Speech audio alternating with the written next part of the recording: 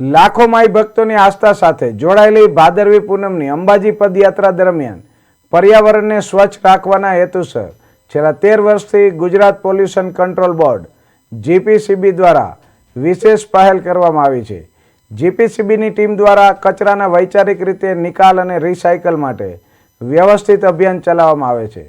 ગયા વર્ષે પદયાત્રા માર્ગ પરથી 760 ટનથી વધુ ઘન કચરાનું સંચાલન કરવામાં આવ્યું હતું। આ વર્ષે પણ પદયાત્રા માર્ગ પર સ્વચ્છતા જળવાઈ રહે તે હેતુથી 100 સ્વયંસેવકોની ટીમ અને 10 બોલેરો વાહનો સાથે જીપીસીબી દ્વારા અભિયાનનું પ્રસ્થાન કરોડ ગાંધીનગરથી કરાયું છે।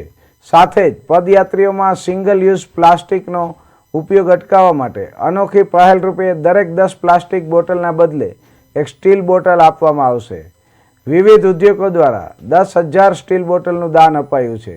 જીપીસીબીએ પદયાત્રા માર્ગ પર આવેલા ગામો અને શહેરોને આ અભિયાનમાં સહભાગી થવા અનુરોધ કર્યો છે।